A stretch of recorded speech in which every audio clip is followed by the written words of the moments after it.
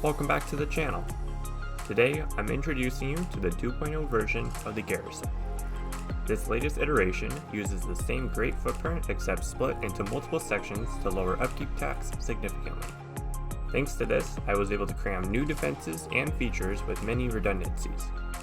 The base caters towards active duo or trio players who want a carefully thought out and feature-rich base. One of its main features is a defensive shell that consists of inner and outer peak downs for online raid defense. The shell is foundationally split into 3 external wings to upkeep the bulk of the battlements. Where the parts meet, the gaps are basically non-existent. The roof of the base also stouts several defense opportunities that significantly limit raiders. Of course, there's more to a base than just defenses. This version drastically improves the layout and quality of life considering the compactness of the footprint. It can be realistically progressed in stages from a hex starter to accompany you through the wipe. For experienced tinkerers, this base is highly modular to fit your defense preference or upkeep budget. The base can be easily enclosed in a compound with various gatehouse and external disconnectable TC designs. This is the total cost for the build, which will include all structures and deployables, and the combined upkeeps. In ideal conditions, assuming that raiders hit the right side and not including the compound or auto turrets, the cheapest route to the core TC and main loot is about 23 rockets. To reach all loot, raiders will have to spend about 29 rockets. And to take over the base completely, raiders will need to invest about 50 rockets. With that being said, let's take a tour of the base. Approaching the compound, we see one of the 3 roof disconnectable external TCs that is connected to a custom gatehouse. The gatehouse provides excellent visibility to check for door campers or engage players on both sides of the walls. Entering into the compound, we are greeted by multiple auto turrets and external battlements that cover all angles within the walls. This allows us to safely refine resources with many large furnaces without the fear of grubbers. Entering the base through one of the 3 identical entrances brings us into the corridor below the peak downs, which is also guarded by auto turrets. The corridor houses many drop boxes and other deployables.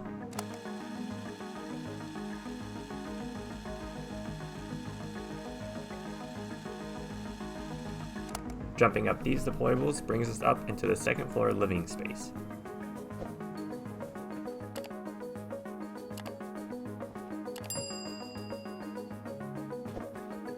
Behind the tier 3 is a secure spot for a large battery. The 3rd floor consists of our main bedroom and battlements. Basic exterior door peak downs provide line of sight into every part of the compound.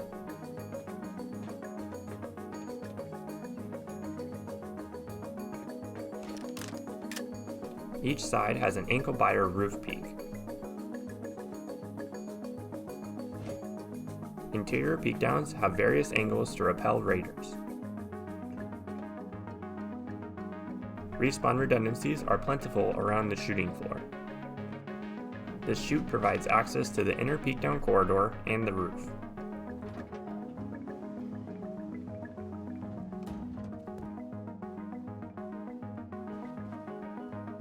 Windows in the chute provide even more defensive angles. Above each roof axis is an auto turret hidden behind garage doors to surprise players. Roof battlements provide great visibility over the surrounding terrain. Minicopter hangar with attached crow's nest.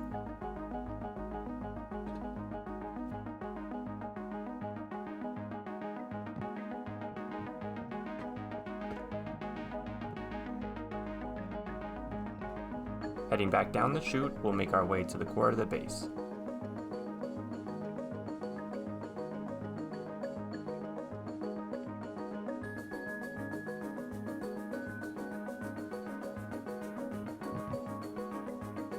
The main TC holds enough upkeep for over 2.5 days.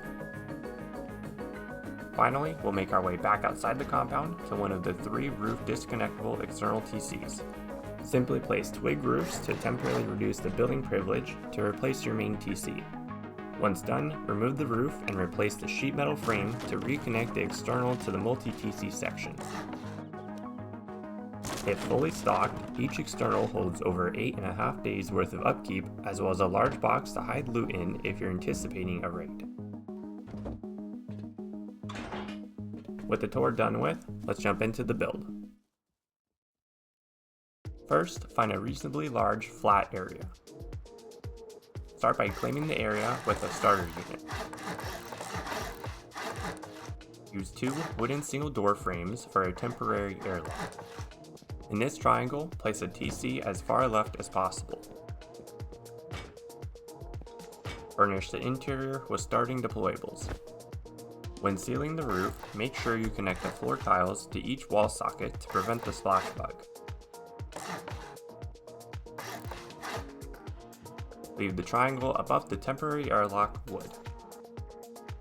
Once you're ready to expand, soft side the temporary airlock and wooden triangle.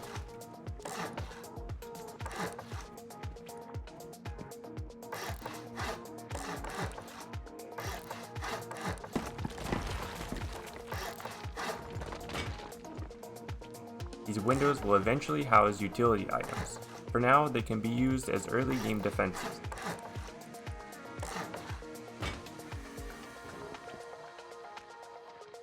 Use a temporary roof ramp to gain access to your new entrance.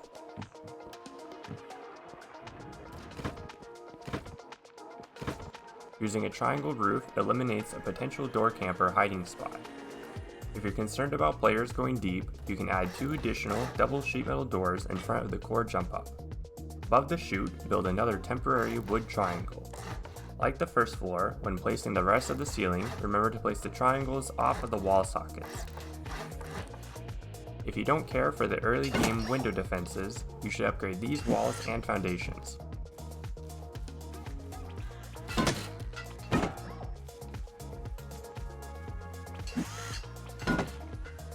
Then cap off the corners with honeycomb. On the corner to the right of the entrance, follow this placement order to squeeze in 2 barbecues and 4 small boxes prior to sealing this honeycomb. Make sure not to keep any high value items in these. They should only be used as a means to temporarily depot items during these early game stages.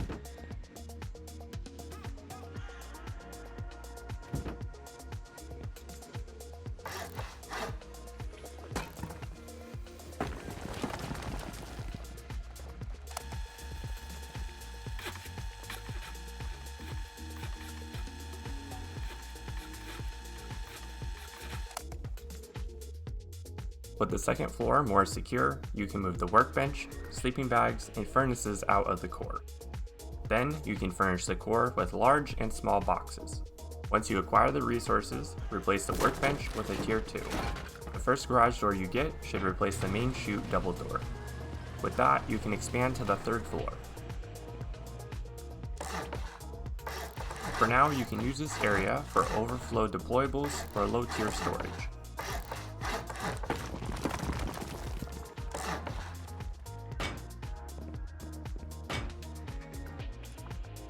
Above the chute, put a double door with a wood triangle above it. Once you research strengthened glass windows, replace the wooden window bars on the 2nd story. On the 1st story, pick up your boxes and put 3 garage doors when you get the gears for them. Before you close off the TC compartment with a window frame and glass window, be sure to upgrade the foundation to high quality metal. If you come across a shotgun trap, place it underneath this jump up. Your first locker can go in this triangle. You can also squeeze a small box and drop box in with it. To the right of this corner, start by building 3 triangles, followed by 8 squares. Cap it off, then remove everything before it. Build back 4 half moons, plus a triangle. Build a square off of that, and remove some of the twig. Then, build 2 squares off of it. From here, you can build this section of the multi-TC footprint. After you remove the twig, you can use whatever external TC compartment you like so long as it's connected to this multi-TC section. Follow this build order to make the one I recommend for this base. This design seamlessly incorporates a high visibility gatehouse with a roof disconnectable external TC.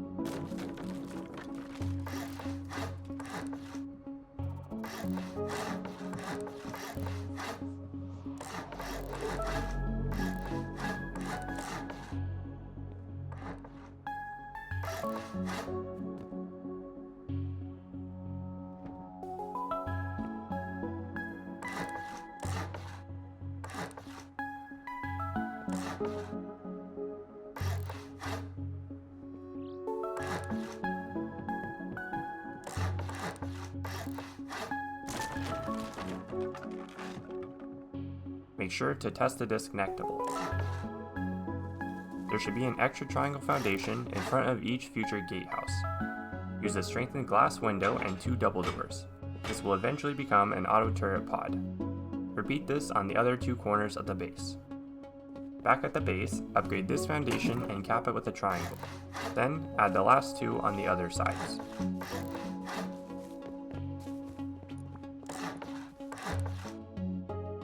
Once the external TCs are established, you can shift your attention towards enclosing your base with a compound. Outfit each of the gatehouses with embrasures, windows, and doors.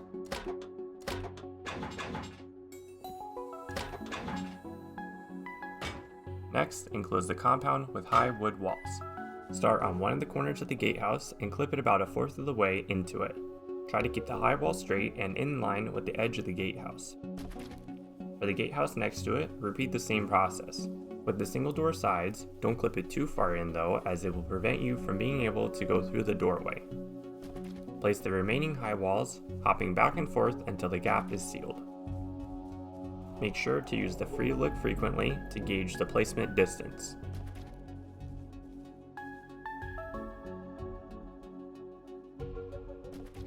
Repeat this on the other 2 gaps to fully seal the compound. Use twig squares to help place a single metal barricade on top of each gatehouse.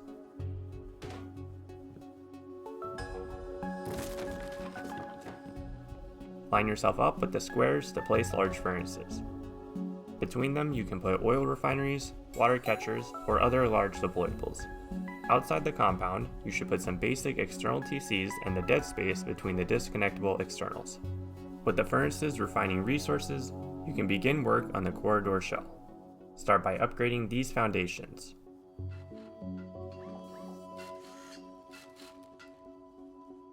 Next, we'll build the shell.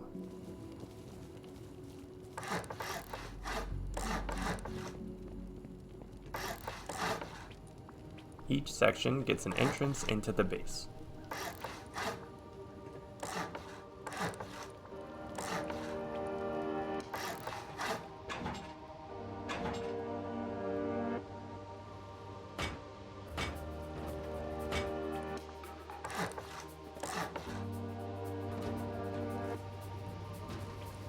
The middle sections will become auto turret pods and quick access chutes to the corridor.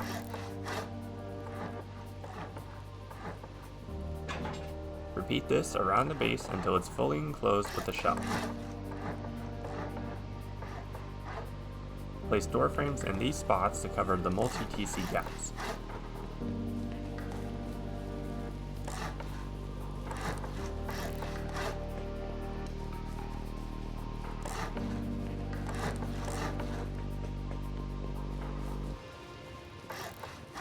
Inside the shell, place stone frames to further cover the gaps.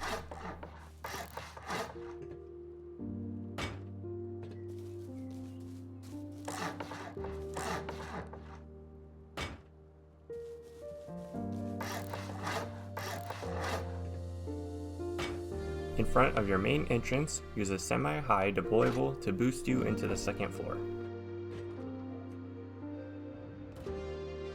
On the 3rd floor, we'll start our main defenses by laying out floor pieces for the inner peak downs.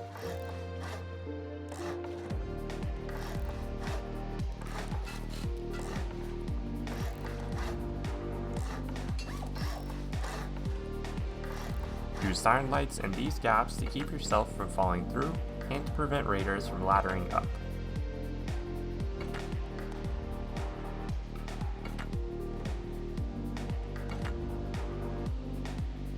Next, we'll build the external peak downs and shooting floor battlements.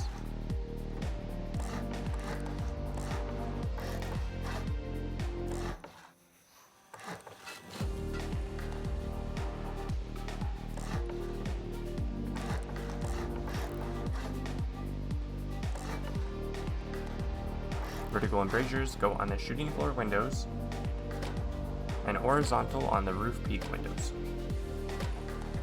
Place a stone floor frame behind the window, then put 2 half-height walls above it. Use siren lights above the single door peaks. Occupy these frames with 2 garage doors and a double sheet door.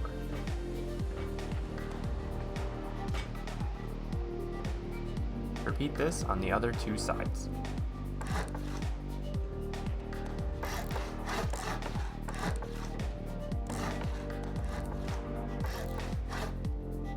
Remember to use siren lights at half height to use the ankle biter roof battlements.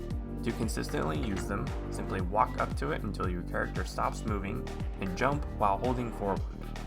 In between the shooting floor battlements, we'll build jump ups for roof access.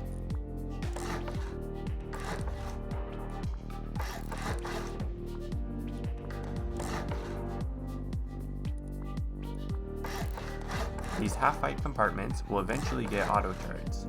For now, outfit the top frame with the sheet metal door, windows with horizontal embrasures, and the bottom frame with the garage door. Repeat this for the last 2.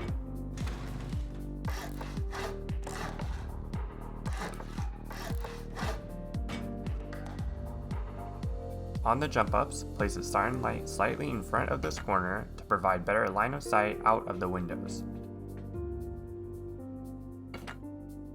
In front of the chutes, put 2 double sheet metal doors to section off the inner peaks.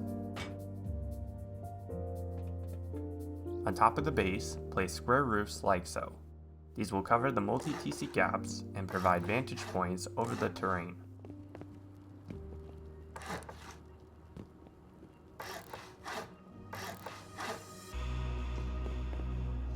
Next, replace the double sheet metal doors with the garage doors and upgrade the floor. If you don't care about having access to a minicopter hangar or a crow's nest from the 3rd floor bedrooms, you can safely upgrade this wooden triangle to sheet metal. Otherwise, remove it and build a basic minicopter hangar.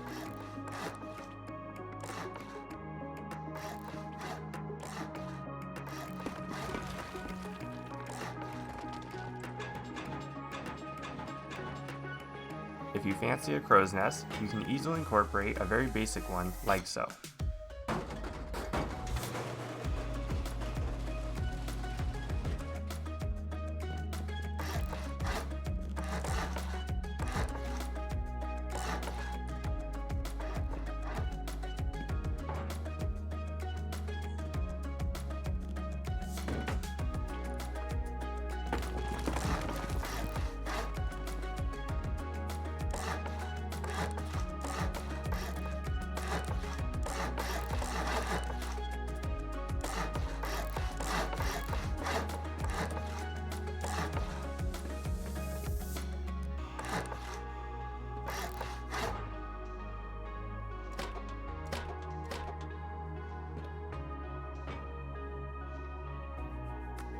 Throughout the wipe, upgrade these building blocks to their final build grade as you acquire the resources for it.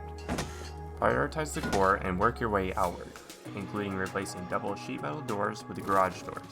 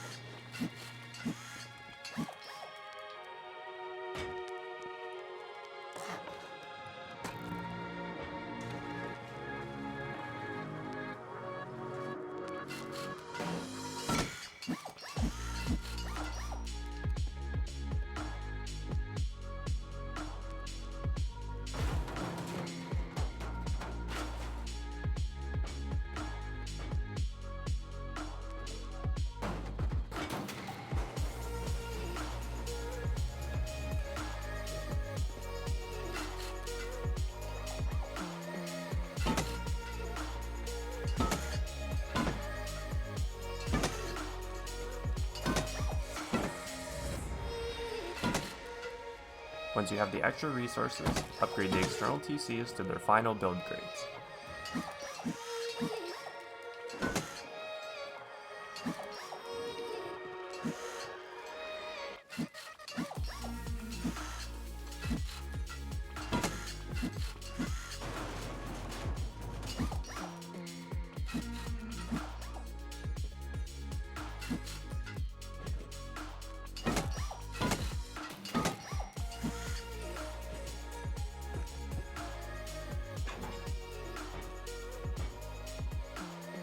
Once you acquire the blueprint, use a reinforced glass window on the main TC compartment.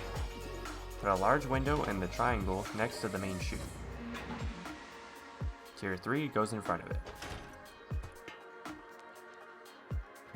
3 sleeping bags and boxes fit nicely into the second floor living space.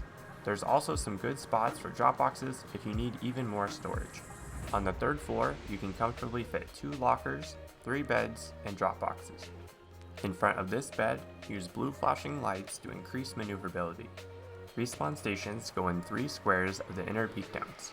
Put a shotgun trap in this corner facing towards the chute jump up. On one of the unoccupied corners of the inner peak downs, I like to put a repair bench. In the crow's nest, you can fit a locker, 3 beds, and 3 small boxes. In the base's corridor shell, you can fit furnaces in the corners, large boxes for depoting, and non-essential deployables such as mixing tables, a CCTV station, and fridge.